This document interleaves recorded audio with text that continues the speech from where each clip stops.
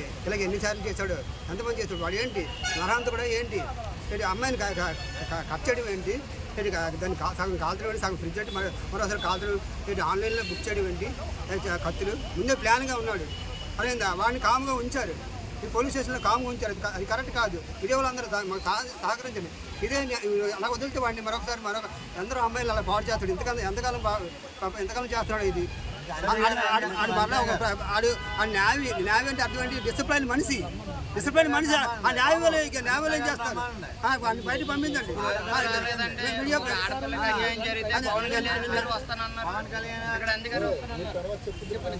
Navy army అంటే మన అందరినీ కాపాడాలి. అలాంటి వాడే చేశాడు. అరే ఆ న్యాయవాళ్ళు తప్పు చేస్తే తప్పు, అది ఇంకెవరు ఉంటారు మనకి. అలాగే ప్రభుత్వం అంతా ఏం చేస్తుంది, అలాంటి వాళ్ళు మహిళా బండ్లు అవన్నీ ఉన్నాయి. వాళ్ళందరూ ప్రభుత్వం ఉంది, పవన్ కళ్యాణ్ గారు ఉన్నారు. ఎక్కడ తప్పు జరగదు, ఎక్కడ ఏ అమ్మాయికి న్యాయం జరగదు చెప్పారు. పుట్టించి మాటలే తప్పించి ఏం జరగట్లేదు. ఈరోజు మా అమ్మాయి చనిపోయింది, అప్పుడు ఒక రోజు అయిపోయింది. ఇప్పుడు మేమేం చేయాలి, మా పరిస్థితి ఏంటి. అమ్మాయికి రేపు మా పెళ్ళి అవ్వాల్సింది. మా ఉదయం లేకపోతే నవ్వుతూ ఉండేది. నేను ఎవరిని చూడాలి, మా పాప నాకు లేదు. అదేందా నాకు మా అందరూ ఉద్యోగం, మా డబ్బులు అవుతుంది. ఇంట్లో అందరూ ఉద్యోగస్తులే. అదేందా మా పాప ఉద్యోగమే, ఒకళ్ళు డబ్బులు అవుతాడు. అది అబద్ధం చెప్పాడు. అమ్మాయికి డిమాండ్ చేస్తుంది, డబ్బుల కోసం డిమాండ్ చేస్తున్నా అన్నది తప్పది. వాడి మీడియాలో కావాలి, వాడు సేవ్ అవ్వడం కోసం మాత్రమే వాడు చెప్తున్నాడు. అది కరెక్ట్ కాదు. మీరు దయచేసి దాన్నే పదే పెడుతున్నారు. కానీ అర్థమైందా, మీరు అందరికీ పిల్లలు ఉన్నారు. ఒక కూతురు చిన్నప్పటి నుంచి కండమే కష్టం. దాన్ని పెంచి పెద్ద చేసి ఉద్యోగం వస్తుంది రాదో కింద మీద పడి అమ్మాయి టెస్టులు రాసి ఉద్యోగం సంపాదించగలుగుతా.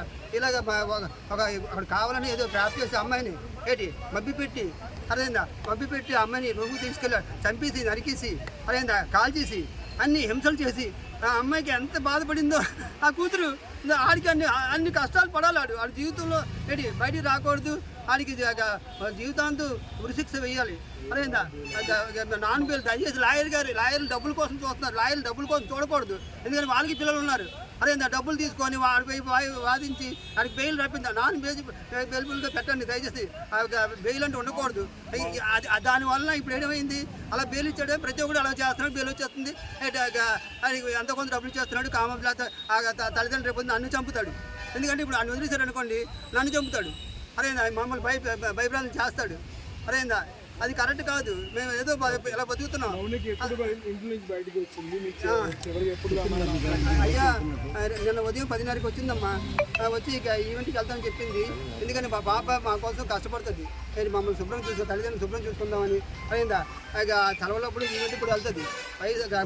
డబ్బులు ఖర్చు పడుతుంది. అమ్మాయి బ్యాంక్ బ్యాలెన్స్ బాగానే ఉంటుంది. ఒకళ్ళు డబ్బులు ఆశపడదు. అదేందా అందుకని వాళ్ళ మేనేజర్ కూడా అడగండి కావలిస్తే.